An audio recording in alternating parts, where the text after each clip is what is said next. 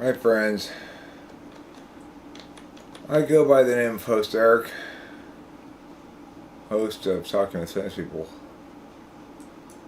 and I'm a man of words, a person who says words, hears words, understands words, favors words, prioritizes words,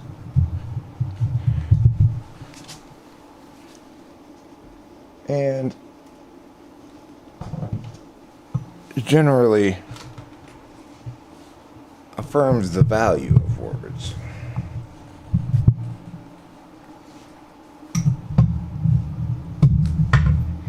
And the reason I do so, of course, is because words are the most important things of all. Especially these words right here. Talking with famous people. The most important 4 words you'll ever hear. Oh yes, it's true. Oh yes, there's no doubt about that. Now, Winston's mom, let me tell you, I have to shake my head. I'm shaking my head at you a little bit right now. Stop informing me when Gen X is going live. Because then what happens? Then I go, maybe I shouldn't go live. Which is probably what you're thinking when you send me those things. It's like, here's when you shouldn't go live because you don't want to cannibalize. Well, I get that. But you know, it's like, I have no power over when I feel like live streaming. Words are for nerds. That's funny. You're a nerd. You are. How about that? Now I've teased you.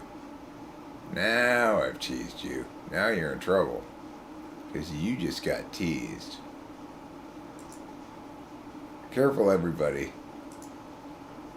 Legends Fall is this close to a tantrum because I just teased him.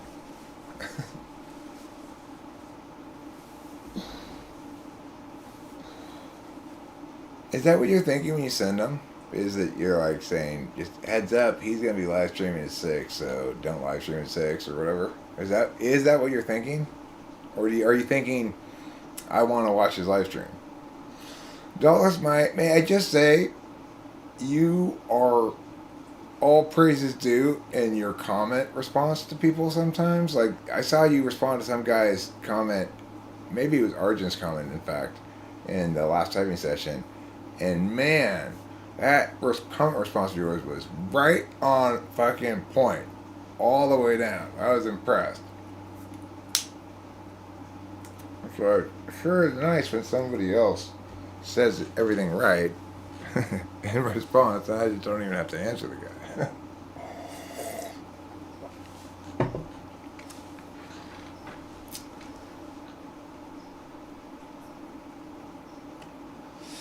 Where is the bathroom? The bathroom is your pants. You just start going. That's it. Well, I mean, vibes are important. By which I mean vibraphones. Everybody should play the vibraphone. Nobody disagrees with that. So, you know, I'm wrestling today in general with what you might call mood. I'm somewhat fussy, but also not super fussy. I'm very rested.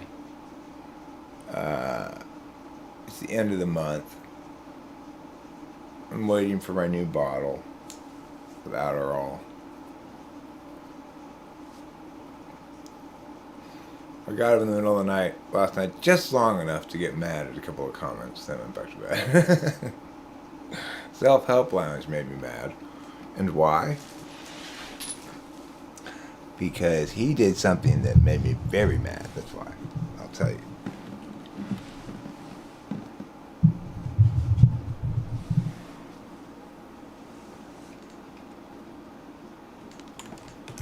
he did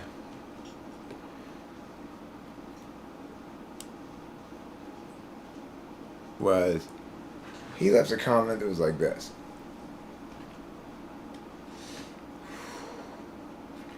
Wasn't it just a little while ago, Eric, you were bragging about how you never told anybody to comment on anybody's anything? And now here you are telling people to comment on Melissa Stock's thing? It's like, oh, fuck no. When people are accusing me of inciting comments on someone else's page, and I factually have not done so, I'm going to point out that I factually have not done so.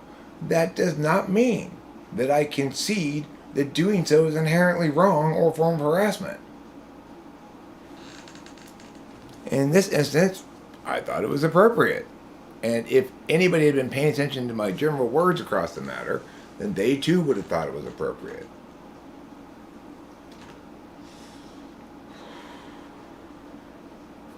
The point is, public and private discourse are different, and they have different expectations regarding what kind of interactions people have with them. What's critically important is never to confuse words with actual violence or actual force, you know? And that's what this whole slap thing apparently is. I haven't really looked into it, but I guess it boils down to that, really. I mean, I always knew Will Smith was a piece of shit. But whatever.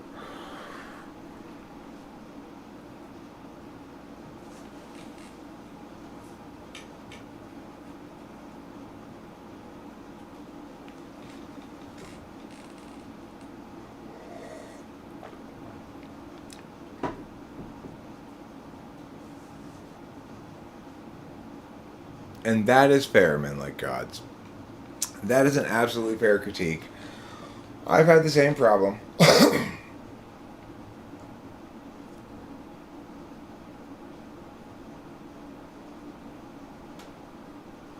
Well, I mean, if you physically assault me because I made a joke, and I happen to have a knife on me, I'm gonna shank you in the fucking gut. You don't just physically assault someone. That forfeits your right to not have your bodily integrity violated. You know? As far Will Smith's lucky Chris Rock didn't stab him in the fucking gut. That's what you invite when you initiate aggression like that. I mean, after all, Chris Rock has no way of knowing that Will Smith isn't going to escalate. None whatsoever. So, you know, as far as I'm concerned, if I'm Chris Rock, I've just been assaulted, my life could be at risk, I'm going to stab his fucking ass in the gut. See how he likes that.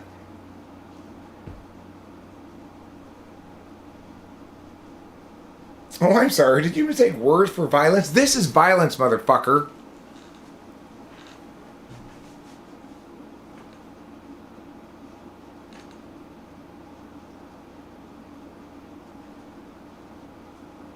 I mean, the thing is, once somebody's initiated violence, it's on. You know? It's like, am I slow to react? Yeah, probably. Would I probably actually do that? Probably not.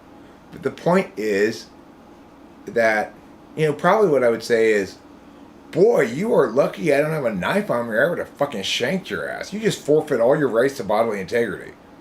You stupid ass little bitch. That's probably what I would have said.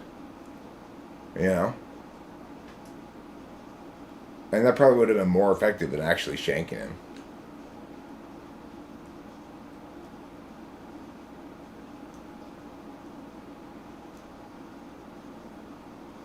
So Nicholas Watson, you're right. I probably would, almost certainly would not actually have shanked him. But I probably would have said that, and that would have been more effective anyway.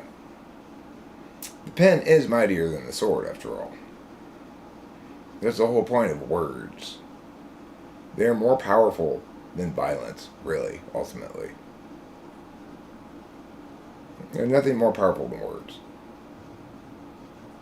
Breaths are invisible words. I like that. It would imply that just breathing itself conveys meaning of some sort. Well, since Mom, did you ever answer my joke about whether or not that was your thinking when you were sending me those things? I'm curious. Because I just never really thought about why you were sending me those things until it happened to come about that I thought to myself, oh, if he's going to start at 6, maybe I shouldn't start live streaming right now. In fact, it caused me to delay starting for about 20 minutes. I'm probably not going to stream for a particularly long time because I do want to, I want to start my dad got from the grocery store for us beef that's been marinated in Korean barbecue flavors. So it's crazy. We already had one of them. It tastes just like fucking Korean barbecue beef when you barbecue it anyway. But it's raining here, so I can't really barbecue. But my dad's out of town, so I think I might just go put it in the oven and cook it, and then stay in there and watch the second women's basketball game. Right now, it's the end of the first women's basketball game, South Carolina versus UConn, and it was a pretty good game. It was almost enough to make me just do that instead of streaming. It's fourth quarter right now. Let me see how it's going.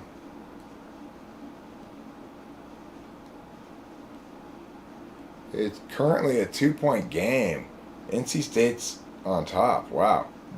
NC State came back a little bit then. Because UConn had been up by as many as like 6 or something. Anyway.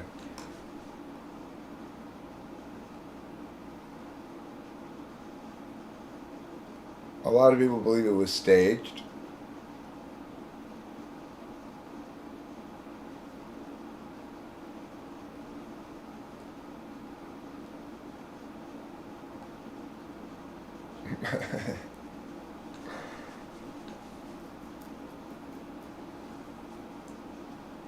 Yeah.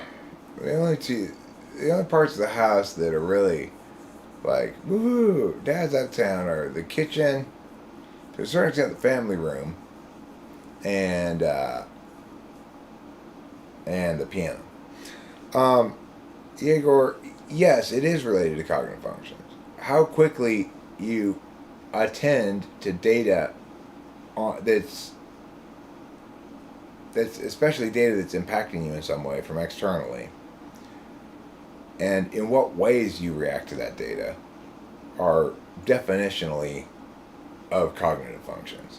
So it's like when Nicholas Watson called me out on my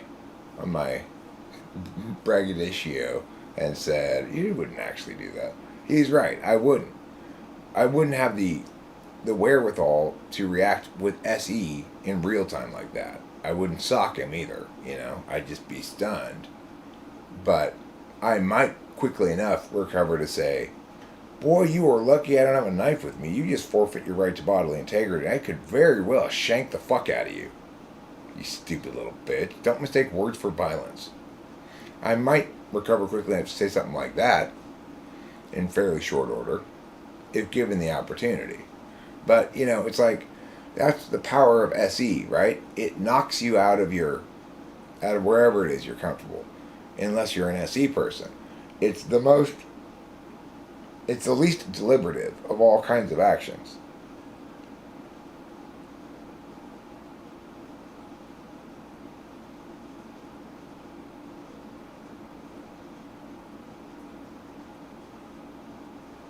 Are all Karens ESTJs? No, I don't think so. I think of the stereotypical Karen as actually being maybe ISFJ. So yeah, SE requires you to think fast or decide fast more than anything else. Extroverted intuition is the turn-based version of that. So as long as there's witty repartee going back and forth, it's like, I'm basically slapping people who cannot slap back as quickly, right? or as well. But I'm doing it with words.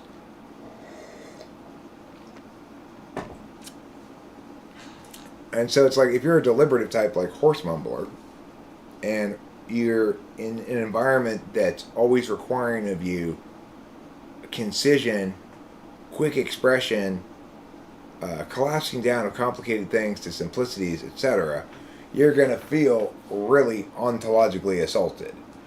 Now, as I've said before, let's not mistake words for actions, but in that particular instance, what we're talking about is a kind of ontological assault that stems from an impedance to action. He's suffering from a world where he's told to not act the way he wants to act at all times, but instead to act in his countervalued NI. Hi Mattias, hi Alien60. I'm not the ultimate form of an ENTP, but I am an extremely poster-worthy stereotype of one. Like, for example, ENTPs are called the debater types, right? By and large, ENTPs are not particularly good debaters. Because, by and large, ENTPs don't learn how to do it right. Because, by and large, ENTPs don't deal with other ENTPs or deal with debate in a formal sense, right? So they may be active debaters, but they're not very good debaters. In that regard, I'm more like the stereotype of an ENTP than an actual ENTP ever is, usually. Because I'm an actual debate coach. I do think Obama was an ENTP, absolutely. And that's a perfect example of somebody who's not actually a good debater, who's just good at debating, which is different, right? Well, Alien60, that's not really true. It's kind of a toss-up between INTJs, INTPs, and ENTPs. They all have their advantages and disadvantages. As a longtime coach, I can tell you I've had my best debater be an ENTP, I've had my best debater be an INTP, I've had my best debater be an INTJ. In different teams, in different years or whatever. So, and it's hard to say which of them was ultimately the best of the best. The only reason why people think Obama was an ENFJ is because he did a lot of FE style persuasion debating rather than TI style debating. But nevertheless, he is clearly any Dom. He could not even get through half a speech without going like this. Now, on the one hand, we have the richest and most entitled people in the country. And on the other hand, we've got poverty. On the one hand, we've got to respect people's rights. On the other hand, we've got men. He's doing that fucking constantly. Why? Because he's like a normal ENTP. Which is to say, fundamentally, more TI operational value than me. I have TI as an absolute value more than they do. Most ENTPs do, I care about NI in practice more. The problem is, with FE as a third slot absolute value, there is a trap for all ENTPs. You can always go warm and then be thought of that incredibly competent and smart, super nice guy, rather than the other way around. I know, I sacrificed my body for extra metaphysical energy today. Anyway, like I said, this is going to be a short live stream. I'm getting hungry, and I'm really thinking about putting in that roast, and so I'm not going to be sticking around for a long time. But I felt like I was missing something, and what I was missing was you guys. I was missing a chance to chat with everybody as a group,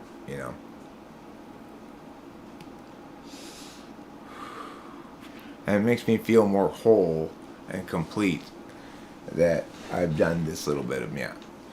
So I do want to report a bit about the Shorts channel.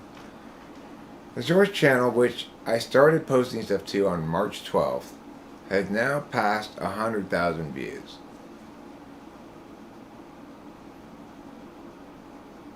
Mm-hmm.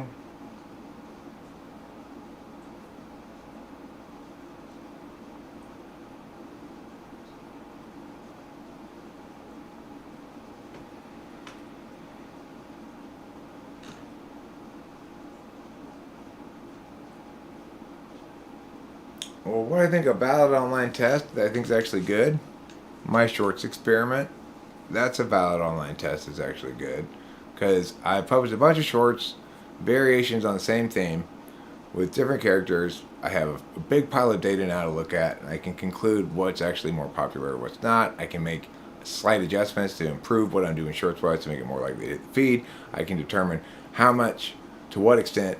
Um,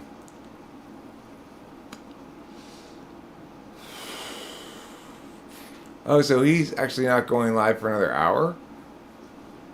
Oh, well, that's good. I thought he was going live right now.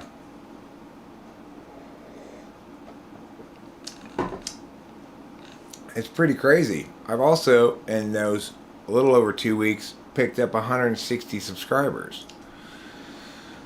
So, I mean, the thing is, shorts can be easy to make, shorts can be difficult to make, depending on how you want to make them.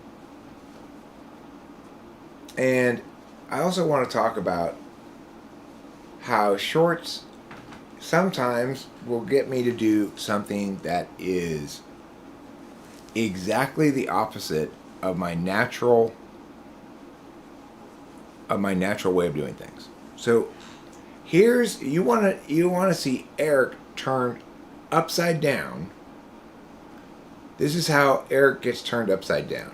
I want to make a shorts video where this doll imitates a dance that's memed on TikTok, which is Thinking with My Dick by Kevin Gates. And it's a meme that began with this guy who's dancing with holding a beer, and people imitate the dance he was doing, okay? So, anyway, what I'm describing here is TENI. I decide on that song precisely because I talked to my daughter, and she recommended it as a good popular choice right now. So I wrote it down. So here we are, TENI step 1. TENI step 2. I listen to the song and I tap tempo it with the tap tempo app in another tab to get the BPM. Then I type in the BPM to milliseconds calculation. And I go, okay, so this thing's at whatever BPM, like 86, so it's at, it's going to be at 0.73. So what I'll do is 0.7, 0.7, 0.8, 0.7, 0.7, 0.8, and then I'll film little chunks of the dolls in their respective movements that I want them to be in. And then I'll chunk it out without hearing anything. The 0.7, 0.7, 0.8, 0.7, 0.7, 0.8, 0.7, 0.7, 0.8. And then I'll add the music, and sure enough, it'll all be lined up perfectly. And I've now made a shorts music video. But it involved no intuition on my part that I consider regular kind of intuition. No extroverted intuition whatsoever. It required no TI. It just required TE. How do you get, when you can't listen to the song, when you're making a short with a guy moving around, so you can't have no way of seeing if you've timed it right until after you put together the whole thing, then you can see if you've timed it right. How do you do that? Well, that's a TE question, right? And I solved it the way I solved it, which is, it turns out that you just have to figure out the BPM of the song, to convert it to milliseconds, and then do little clips that are over 0.5 seconds, because if you do them under 0.5 seconds, YouTube Shorts has problems with it. So let's say the actual timing is 0.42 or something, you're going to have to go 0.8. And then you go 0.8, 0.8, 0.8, 0.9. And so it's like, it's, and it's amazing how magical TE can be like that, you know? Because even though I have no way of checking as I'm doing it to see if it's coming out right.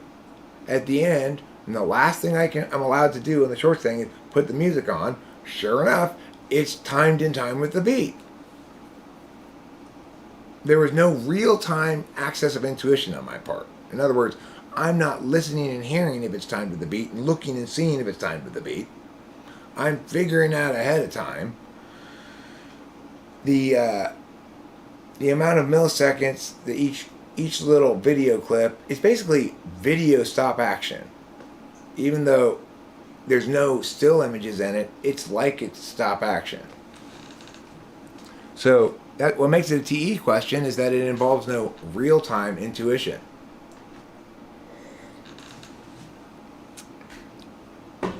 What also makes it a TE question is it doesn't matter if you're right or wrong, quote unquote. It matters when you push check if in fact it's in time with the beat. And that's it. Oh my God, I had a dream about Frank Sinatra last night. You just reminded me, Nicholas Watson. I had a dream that I was hanging out with Frank Sinatra and I was singing Fly Me to the Moon to him. And then I was just saying to him, yeah, I really like that song. You did a good job with that song. Isn't that strange? What a strange dream to have.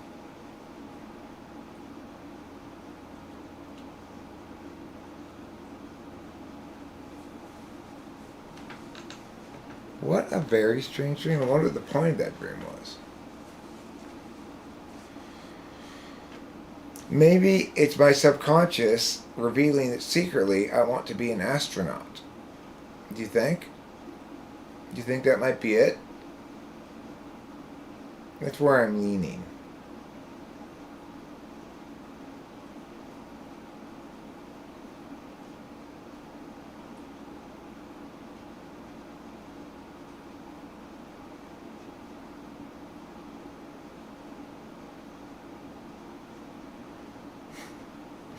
Hunter wants to be the next Blake Marnell, the guy who goes to all the Trump rallies in a brick wall suit.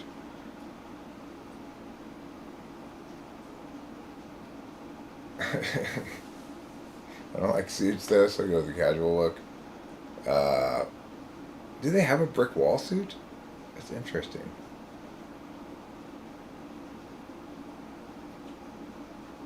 Bonjour, right guy. That means hello in French.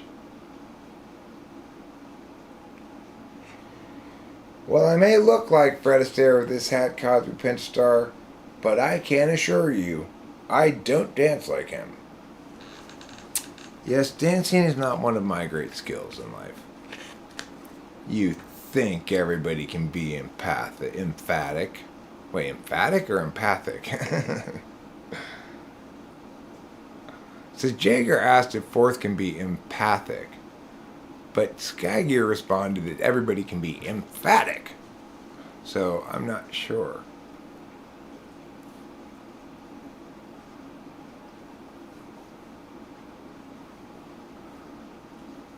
Rat Pack adjacent. I like that term. I think Fred Astaire would have been Rat Pack adjacent if he were 10 years younger.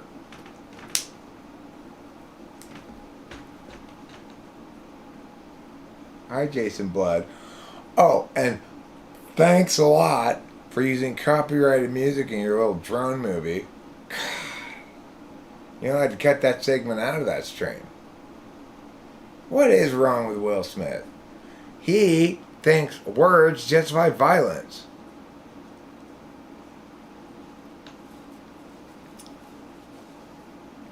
I wonder if, like the Muslims, what would have happened if Chris Rock had drawn a picture of his wife?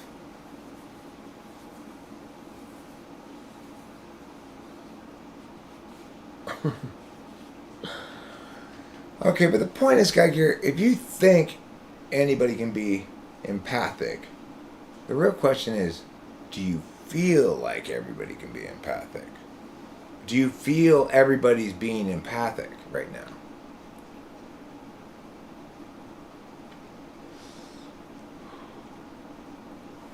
He was playing the role of his wilderness alternate ego, William Smythe. I haven't read your reply to my angry middle of the night reply yet, Self Help Lounge, so I'm not sure what you said. Self Help Lounge was the beneficiary of a grumpy middle of the night comment reply from me. I mean, not that I had much respect for the guy in the first place, but good. I'm glad that that's how people are responding. Well, a lot of people are saying staged as fuck. So what if it is staged?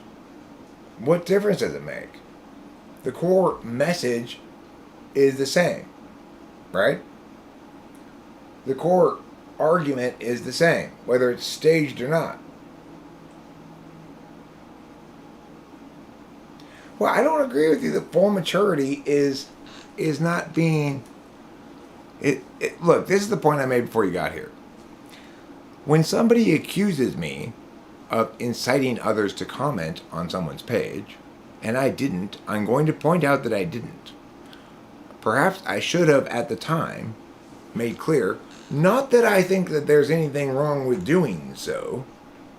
I'm just not normally bothered to do so.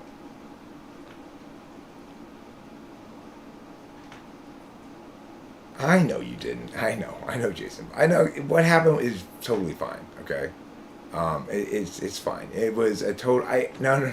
I'm just acting offended for joking purposes. It was no big deal at all. I just cut out the segment.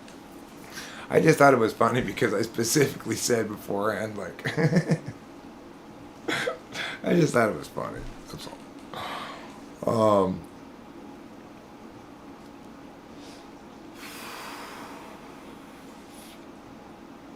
Why? I mean, the point is, it doesn't matter what people they are.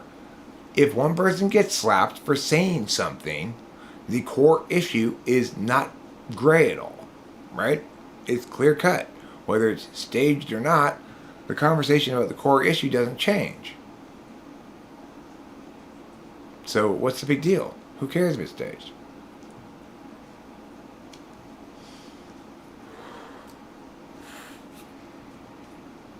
It doesn't matter at all.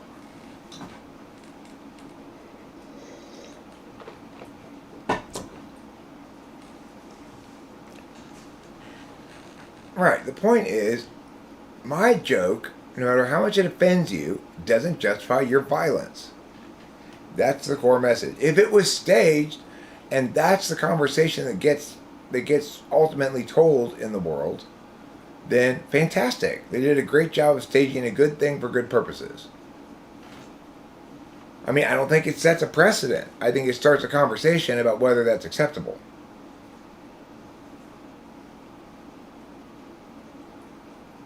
I mean, because if it becomes precedent setting, and people start doing that all over the place, well then,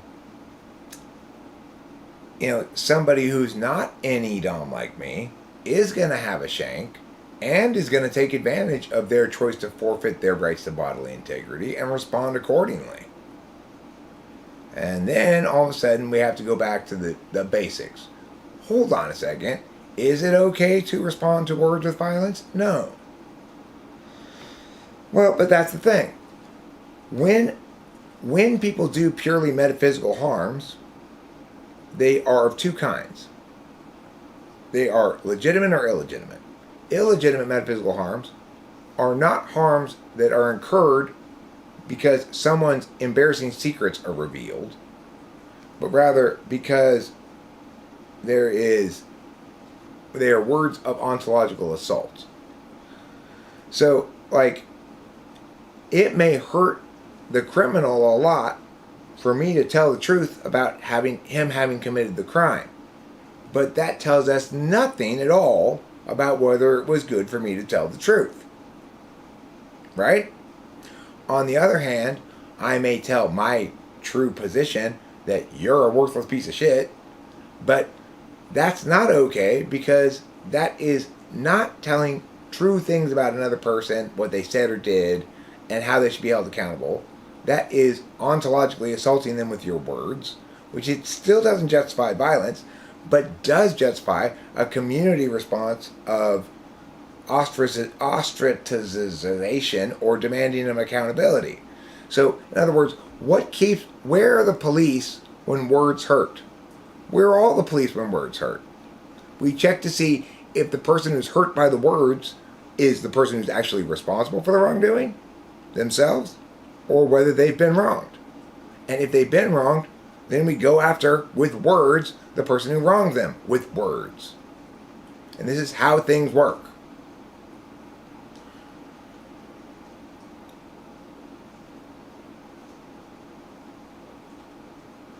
Right? The words police are all of us.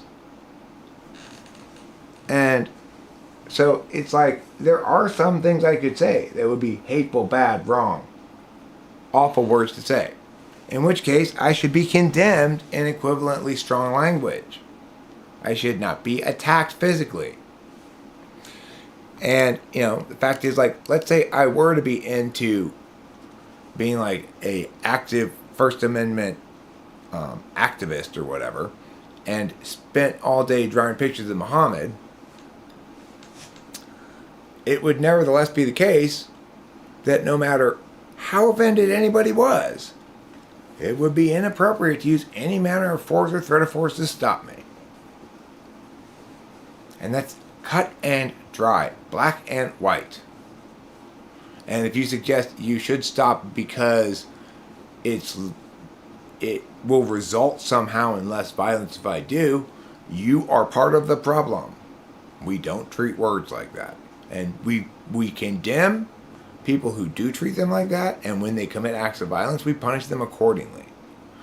And Rachel, you make an excellent point. If you've not watched them, if you're concerned that you might not have a snappy retort on hand, the more recent of the published shorts have all been, okay, well, then part of her development is a public shaming and embarrassment that causes her to have hurt feelings and learn from them. We cannot coddle everybody away from negative experiences. Negative experiences are a necessary part of growth.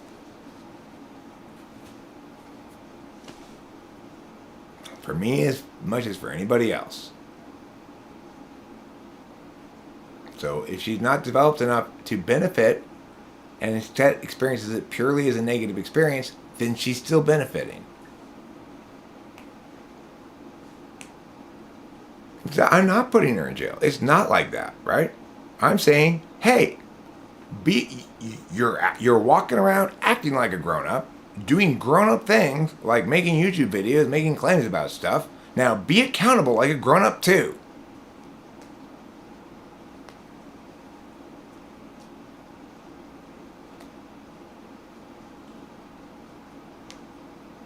Well, I mean, then how's she ever going to get that? Is she going to get that by you continuing to coddle her immaturity? Or is she going to get that by incurring the natural consequences of her bad behavior?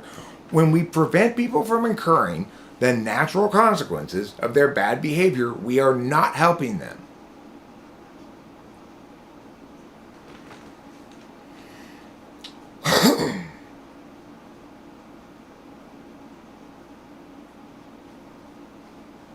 Right, yeah, Will Smith's behavior is not justifiable at all. And I agree that probably Will Smith did regret it 5 minutes after he was done. Because that's the beautiful thing about words. Violence may win in the moment, but afterwards, you have to explain yourself. That's the beautiful thing about words. And if you can't justify yourself, you can't explain yourself properly, then you get condemned at the least bad. And if your behavior was, Will Smith's behavior definitely qualifies as simple assault. Why was he not arrested on the spot?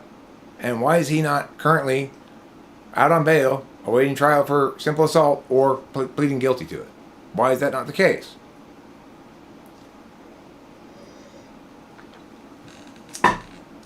The point is, it's not justified.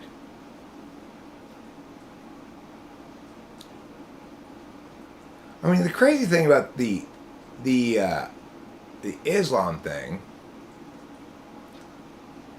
is,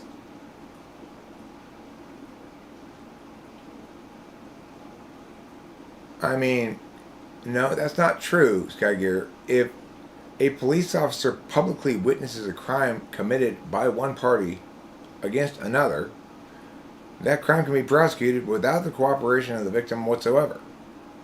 It's the prosecutors and the police's decision as to who gets prosecuted for what, not the victims. That's a TV myth. Okay, well, if it was fake, that would be a good reason for him not to be arrested. In other words, it was consensual, then fine. He shouldn't be arrested. He did nothing wrong. All he did was something right in contributing to this important conversation.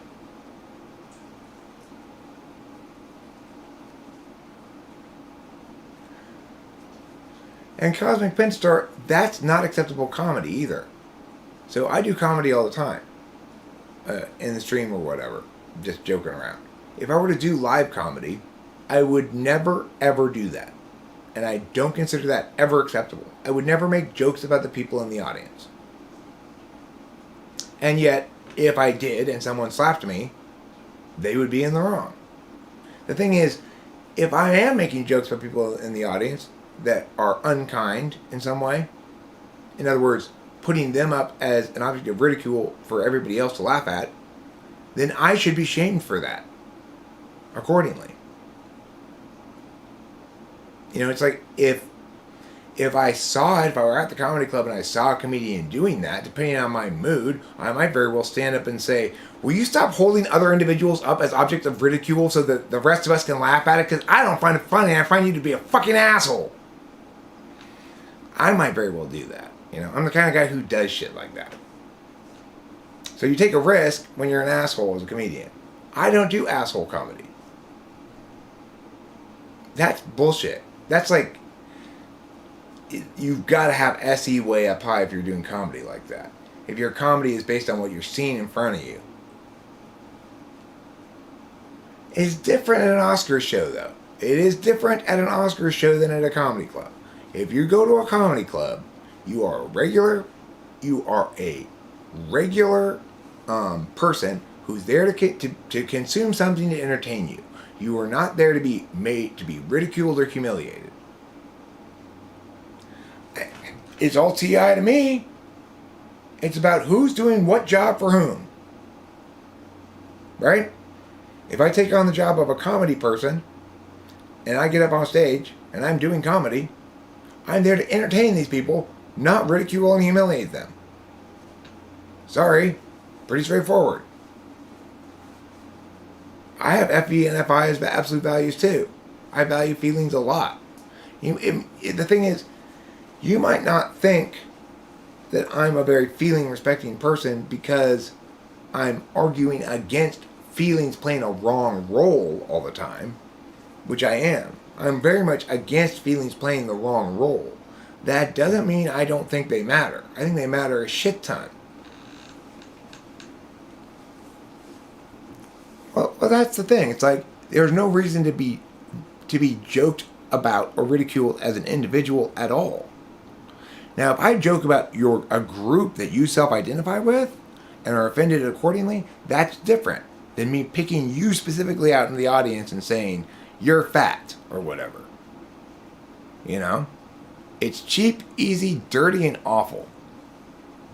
But why do you always have to fight words with words? Because it's how one is civilized instead of savage. It's how one is sublime instead of vulgar. It's how one is human instead of animal. Because of all of those reasons. Because God wills it as such. Because good, morality, truth, justice, and the American way are all in support of that notion. That's why. I wasn't talking to you, I'm Moxie, okay? I was talking to that thing over there that you can't see.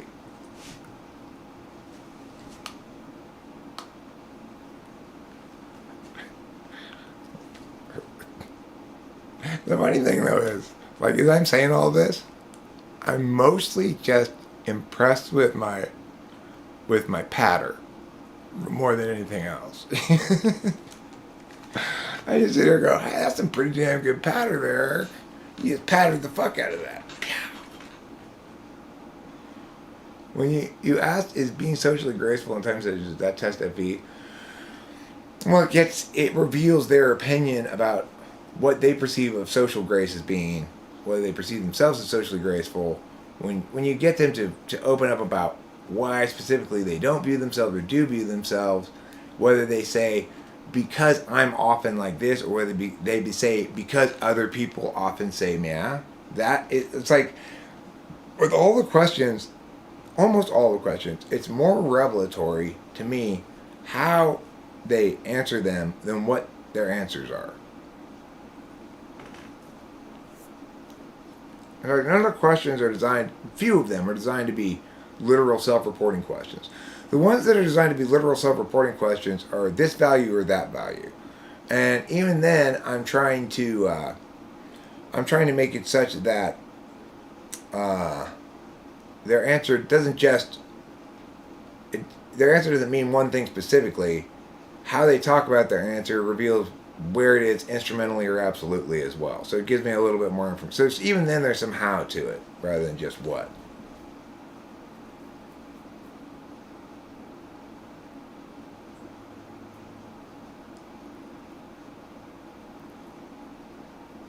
Well, George Lopez is a piece of shit. The thing is, it's like if I were to do stand-up comedy, I wouldn't worry about hecklers in particular, because I guess I wouldn't feel particularly susceptible to hecklers.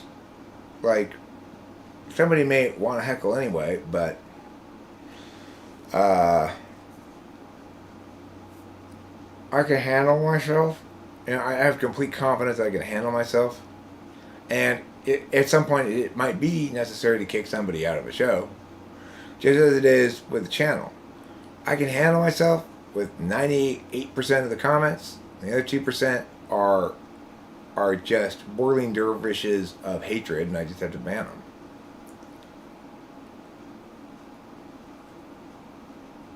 What types are most and least likely to take offense to being ridiculed jokes about? Well, I mean, anybody with FI as an absolute value is. So first, fifth, third, or seventh FI people are most likely to get their feelings hurt in ways that make them offended about stuff. FI instrumental, they understand FI fundamentally as something they use for something. So if you look at the Melissa Talks response video, note that I never poked any fun or anything at her, right? But her response was very indicative of instrumental FI. So even though I didn't use FI in my communicating about her, she used FI in communicating back about me. So I would say that would be indicative of her absolute value of something of not FI, right? I think it's indicative of instrumental value FI for her, absolute value FI for me. I don't believe in hitting below the belt. I don't believe in making personal attacks. I don't believe in talking about people's appearance. I don't believe in projecting any kind of physical bullshit onto people, because I'm a metaphysician ultimately. But people who aren't metaphysicians aren't as consistent about that at all, and I think it's a bad thing, but that's just me. So it's like people see me as being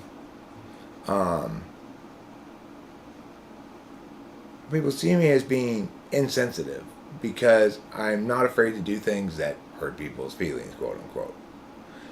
But what they should be seeing is somebody who's always going out of his way to never intentionally hurt someone's feelings with personal shit, you know?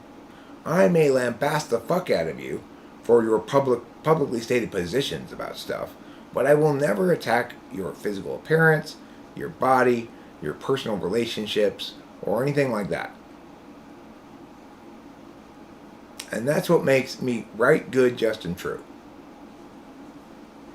Do I have any thoughts about microplastics and what we should do about them? No. I do have thoughts about macroplastics. I think we should have a fleet of boats going around the oceans with scoopers and scoop up all the plastic and take it to shore and put it in landfills. That seems straightforward enough to me. For all the plastic that's floating anyway on top, If it's little plastics that we can't get like that, I don't have any solution for that. I could maybe try to come up with one, but I have to know more about chemistry and stuff like that. But I think my solution for macroplastics is a good one, don't you? Have a fleet of boats with scoopers on them that go around and just scoop up off the top of the water all the plastics that are floating around. Why not? What's wrong with that idea? Is it too simple? I think it's a good idea, right?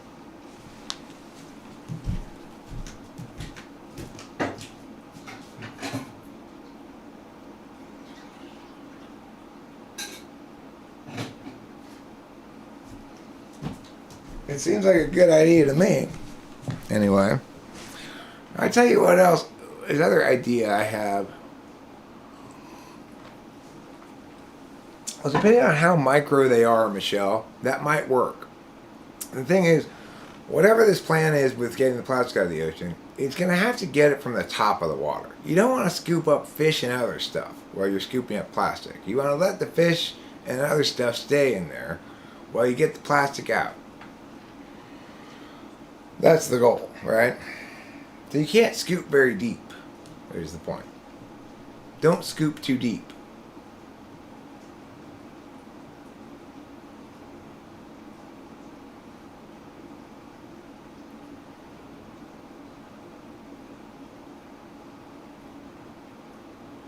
Yeah, I agree, Cosmic Fence Stars. Both sides are attacking each other on ontological points where they should be engaging intellectually about positions that are publicly stated positions and distinguishing between those in personal and private matters. But instead, nobody has this metaframe in place, so they're all stupid. The end. I mean, that sums up everything. Okay? What I just said right there sums up everything.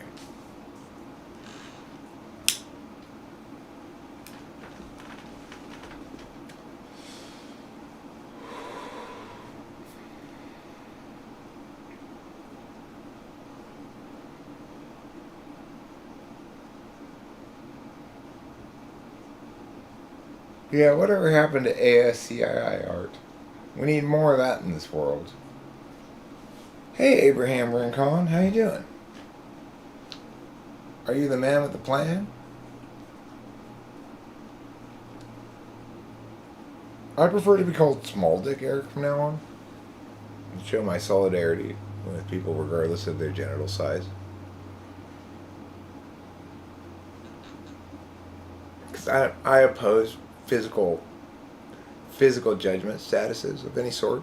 That's why I feel bad for... See, when I first read about this story about Chris Rock or heard about Chris Rock and Will Smith, I was imagining in my head Kevin Hart, not Chris Rock. I was imagining Kevin Hart being the one who got slapped. And it does make me think a little differently. Recovering, huh? So, Abraham, any chance you got anything left over from that experience that you wanna make a super happy Eric with? Doesn't really matter what it is. Not ketamine, though.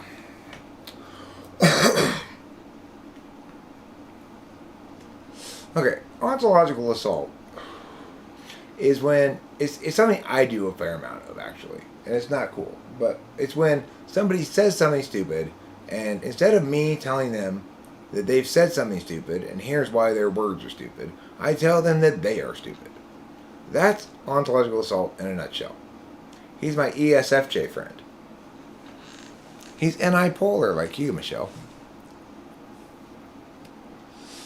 Ah, well, such is life. Wasn't so much hoping as just casting a line out, seeing if anything bit.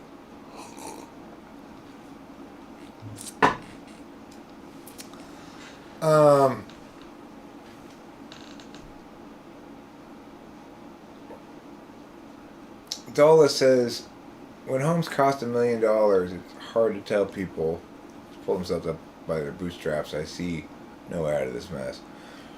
Well, you got a point there, Dulles, and it's why in one of my shorts, um,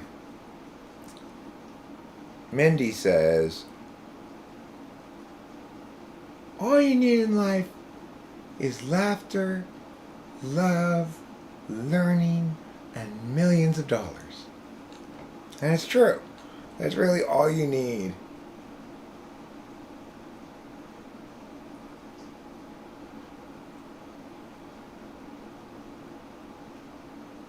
Can't you can't leave what stuff unindulged. The problem is I don't have enough SE to indulge myself. That's the actual problem. That's the actual problem I have. Okay, it's not like I couldn't get some drugs that I wanted, but it would just take a little bit of effort on my part. I will complain about not having these drugs for months, maybe even years, before I get around to actually putting in the effort to get them.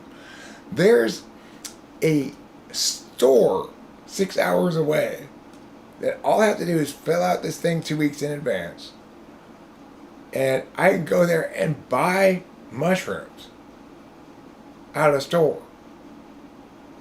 I've known about this for 6 months. I've yet to fill out the form.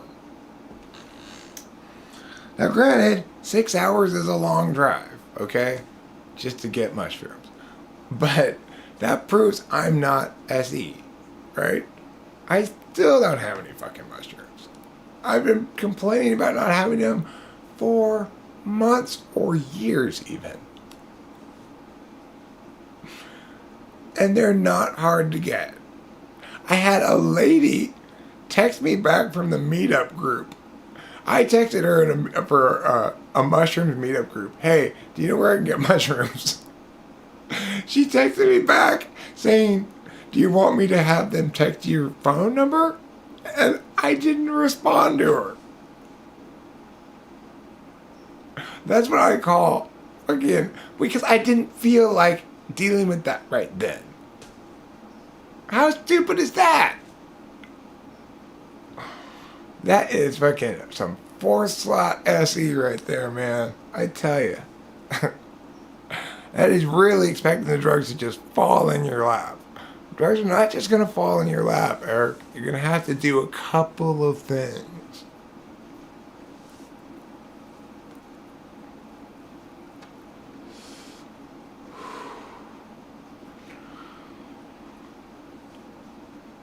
No, I mean, I can't text her. I have to communicate with her by the meetup message thing. And that's probably why I didn't do it at the time. Because I have to go, it's that one extra step of, well, I have to log into meetup now, which I never log into. Who knows? Maybe I won't have the password. I don't even know. So, this sounds complicated.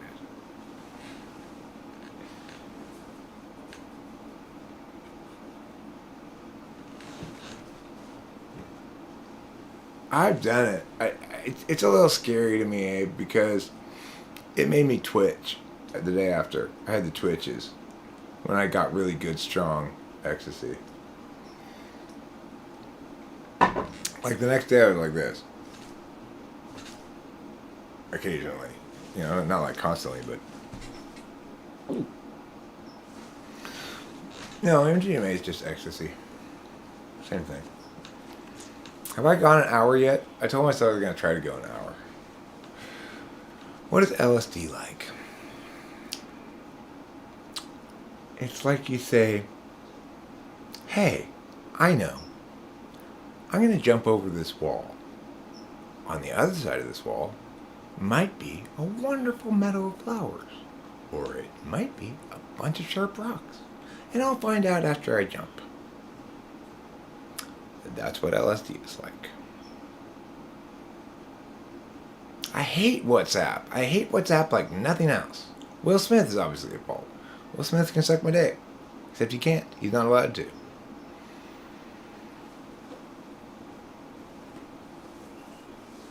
And the point is, no matter what you do with LSD, you take a little square of paper and put it on your tongue. Maybe nothing happens. Maybe you jump over a wall onto a bunch of sharp rocks.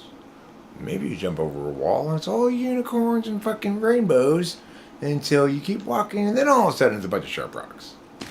So you never know what you're going to get. Okay, well, yeah, you could do sugar cubes, you could do gel tabs, you could do drops or whatever. The point is, most of the time people take tabs.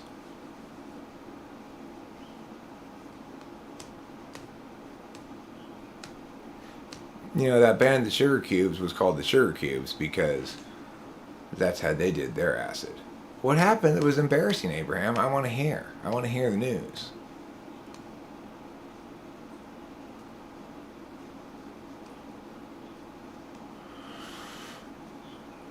Well, here's the thing. The distinction I'd like to make, Alien 60, on this point. Does being good at debating help you get to the truth more than someone else who's not?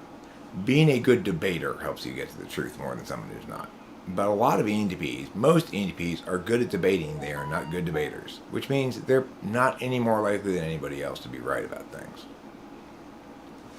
You need to both be a good debater and TI tool, really. Because then you're not spinning all the time. That's what ENTPs do. ENTPs spin all the time. They spin this as that, they spin that as the other thing, and they spin the other thing as yeah. And basically spinning shit's bad. So to grow up as an ENTP, you have to have something to hold you in place. Otherwise, you're just this amoral fucking Karl Rove guy, you know, just spinning shit at whatever works. Or more appropriately, you're an amoral Obama guy who thinks you're good, but it's because you've got no fucking concrete frame of reference to understand yourself through. That's what's required to make somebody like who's super metaphysical, like an ENTP or an INFJ, realize who they are and what they are, their limits, their strengths, their weaknesses, whatever. Is they need an accurate map of the self. You know, ESTJs, ISTJs, ESFPs may or may not find it necessary to have that map. I don't doubt that they'll still find it beneficial, but it's a lot less necessary. My dad's managed to have a successful, good, happy life without any real map of understanding the self at all. So, you know, that's just how it is. But I couldn't, I can't, I won't ever have to again. Yeah, I do think ENTPs will shift the goalposts if they can get away with it. I think they'll do any kind of bullshit if they can get away with it, in general. Unless they've made a decision to commit to righteousness. You know, it's not just being right in this argument at this time by winning it, but being righteous. What's the field of knowledge that's specified in studying these framings? It's actually not considered generally a field. It's what you might call it is really the thing that subsumes both linguistics and epistemology, which is debate, rhetoric and dialectic. And it really does subsume these other things that are considered categories of stuff, linguistics and epistemology. I mean, I think ENTPs rarely get to be lawyers. They could be great lawyers, but there's too much TE shit to do to get to become a lawyer. And none of it is like sensible stuff that the ENTP is going to be okay with. The ENTP is going to fight against it the whole time. Like, why? You know? I mean, the types that shift the debate into personal territory are going to be FI types. And what I mean by shifted into personal territory is they're going to say,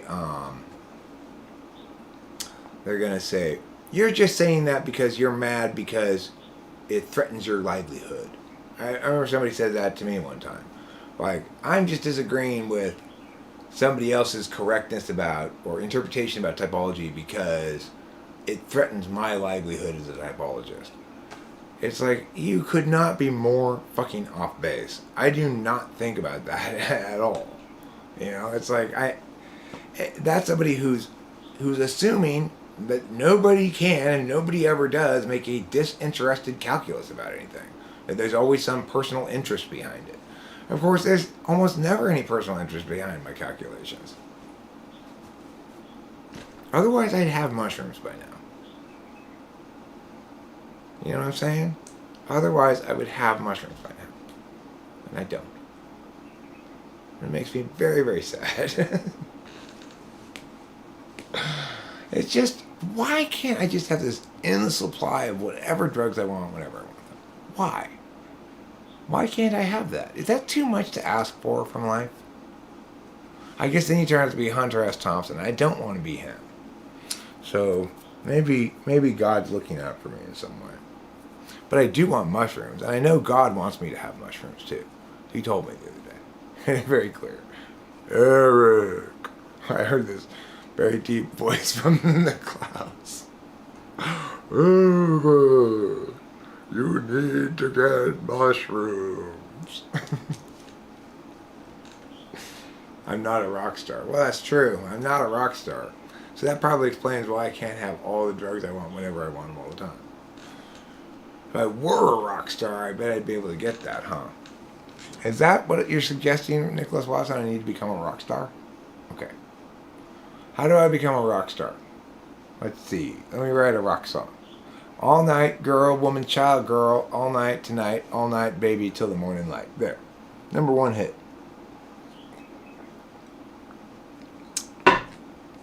I thought Johnny Depp did a great job of playing. Hunter S. Thompson in that movie, Fear and Loathing in Las Vegas. He was very Hunter S. Thompson-esque. I mean, he played Hunter S. Thompson like he was on speed the whole time. But I bet Hunter S. Thompson was on either coke or speed the whole time, so, you know. Unlike me, here I am. I'm on like no drugs right now. Oh.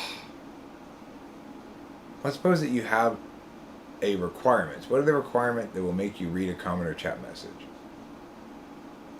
I don't know.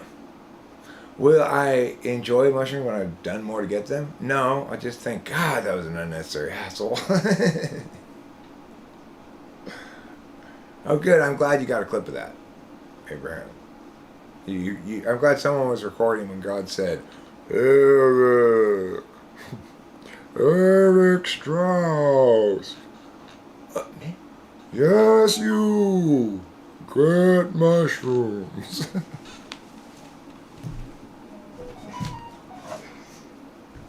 I'm glad someone caught that on audio.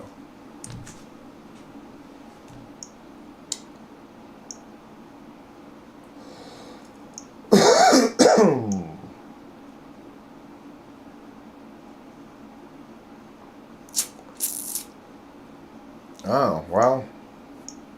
I wonder if sleepwalking is an SI polar thing. What do you guys think? Do you think people are more likely to sleepwalk or SI polar? Because Abe just told me about this guy that I believe to be SI polar sleepwalking.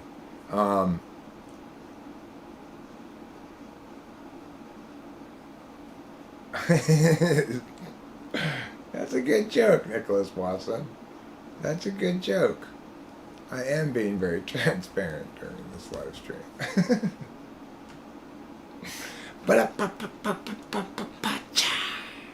It's good stuff. It's good stuff. Anyway, again, my problem, pretty straightforward, is that I'm not on any drugs. The only thing I have is drugs even at the moment, because I'm so broke, is get this shit. Listen to this, motherfuckers. The only drug I have right now is bong resin. Bong resin. I am smoking bong resin.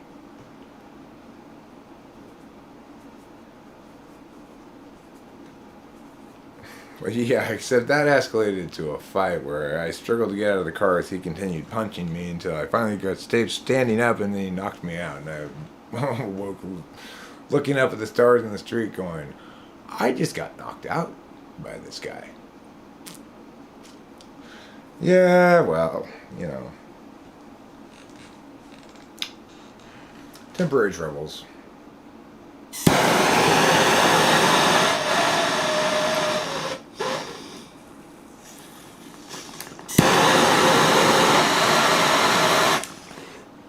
doesn't happen very often, but occasionally I get super, well, we just get super tapped out. Sometimes there's extra expenses or whatever, like.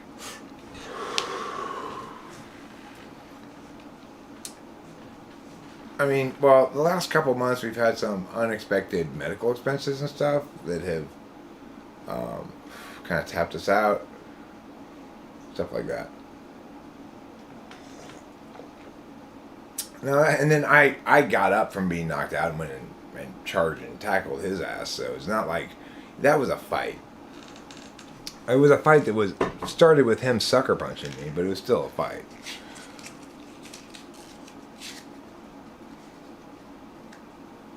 What's the one ideal type that can do almost everything that every type can do? Well, the types that are hard to type because they score well on all the different things are the STJs. STJs, the things they don't score well on is NI, and that can make them difficult to type because NI is not that easy to test as a polar function. I mean, that's my only adult fight. I certainly didn't start it, didn't want it, but just ended up in it,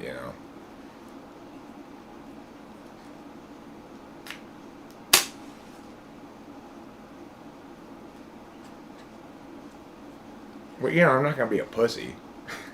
Regardless of anything else. It's like, I may get my ass whooped, but I'm not going to be a pussy.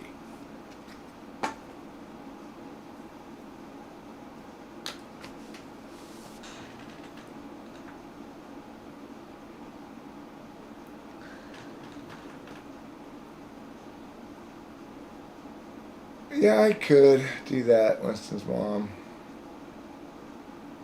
I mean, as you see, I still got cigarettes. Just wait a couple of days. I was talking with Rachel earlier that occasionally this happens to us every few months, Shit will get tapped out. Something's coming in, but it's not here yet or whatever. And I was just saying to her today, there's something special about these kind of poor times. It's not all bad. Which is,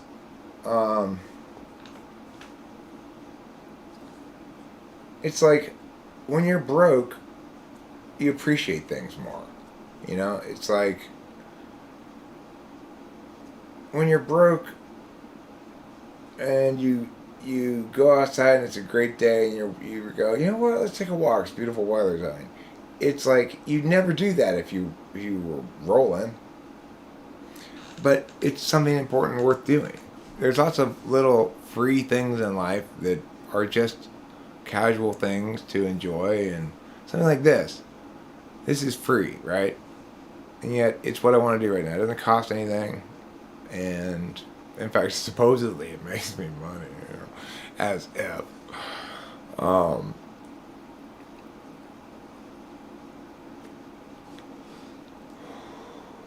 And it lets me have fun talking to people, just sort of express all my shit, Because being broke also has a definite downer side to it. Like, it bugs me, like, knowing that I have my wings clipped. I can't really do anything or buy anything, or I have to wait a little bit, So I don't like that feeling. But at the same time, there are life lessons to be learned here. As Cosmic Penstar says, there's more to life than money, go figure. We've all gotten accustomed to a standard of living which involves buying at least a couple of things every day, probably. If you're like me, at least cigarettes, or maybe something like a couple of Cokes at the McDonald's or something. It's just kind of like you build it in, this occasional small consumer purchase into your day-to-day thing. You get to where you're expecting to do it, and you're just like, okay, but now we're super broke, so we can't do anything. We just have to cut down to the minimum. Like, for example, we're out of coffee creamer right now, and we are drinking our coffee black. Now, we could afford to go get coffee creamer. I'm not gonna lie. We have enough money to go buy a coffee creamer. But it's in one of those time periods where you're like, yeah, but there might be some, like auto pay things coming in that I don't know about, and I need to have a cushion there so we don't get an overdraft, and you know. So it's like you give up coffee creamer for a few days. I'm kind of starting to enjoy the coffee black. But this is... You know, I never order in groceries. We always go to the store. And that's part of the issue too. We probably would have gone and got coffee creamer already, except that involves getting in the car and going to the store, and that's kind of a hassle. You know? So, talk about 8th slot SE, 4th slot SE. We've got doing, you know, the steps of getting shit done is not our strong suit, right?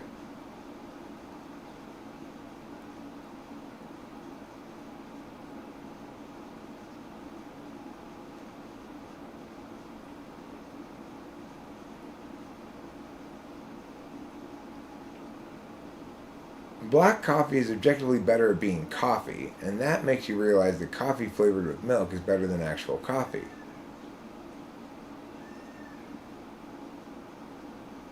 It wasn't Fred Astaire, though. It was Frank Sinatra.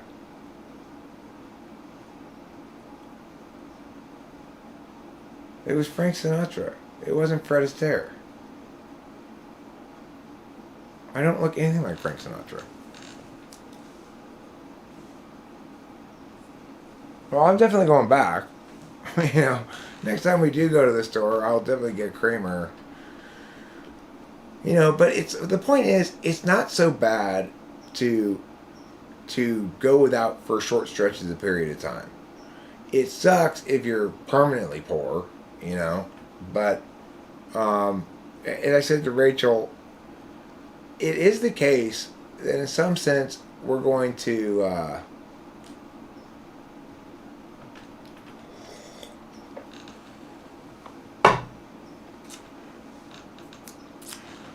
In some sense, we're going to look back fondly on this framed event of time, which is to say, the time from when Rachel moved from New York to come live with me here in this back house and in the master bedroom, and this is not a permanent state of affairs. It's semi-permanent in that we don't have any plans on going anywhere or moving anywhere. It's got implicit in it this sense that I'm here increasingly getting ready to, I guess, take care of my dad. But the problem is, of course, he's an ESTJ who really neither needs nor wants to be taken care of, but also needs to know that he's got the things in place to take care of him should he need that. So it's a weird situation to be in, right?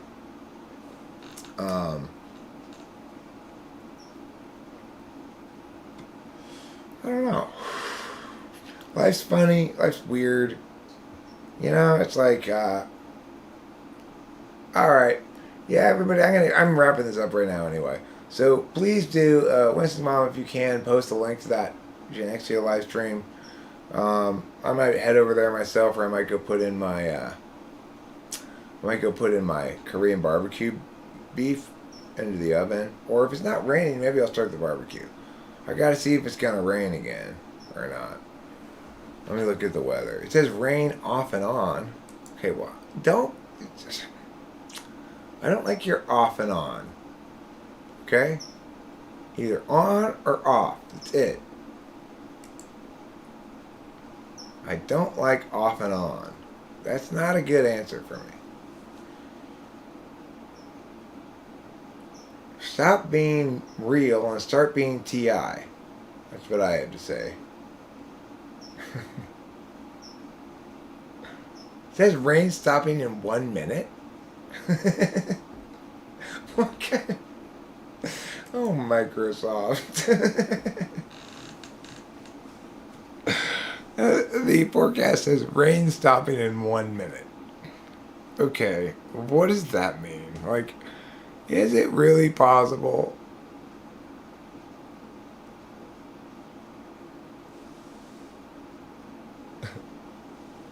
You think the shorts are weird? You think my shorts are weird? Well, yeah, they are.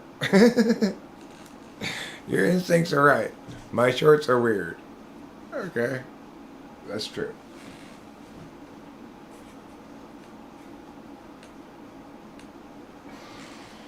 Okay, so I'm gonna go. Yes, exactly. Obama was a bad ENTP. I don't want him on my team, but that's what he was. Okay, so I'll see you all later. I'm gonna go make a Korean barbecue. I'm gonna watch the second women's game. It's probably at halftime now. Who is it? Who's playing right now? It's not Stanford.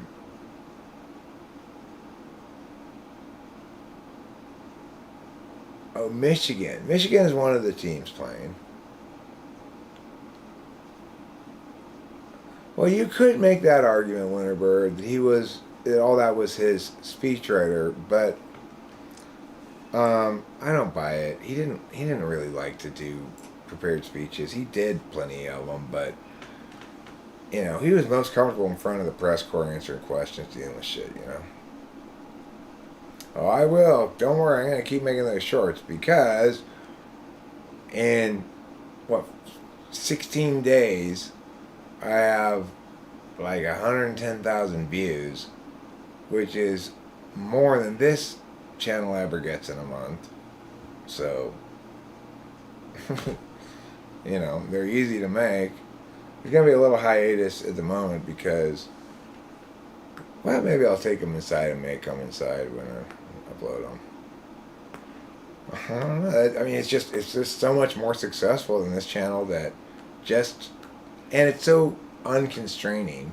Like, I just make whatever little short I want with the dolls, saying whatever I want, and some of them hit and some of them don't, and who knows why sometimes, and sometimes it's obvious why. It's a small enough art form I can get better at it, and it also makes me do weird things like that TE thing. That I never make videos like that at all. But it's rewarding. It's like, hey, my TE worked. Look at that shit. Alright, I'll see you guys later. I love you all. Thank you for being here. This makes my day feel complete. And you're the reason why. So, thank you and goodbye.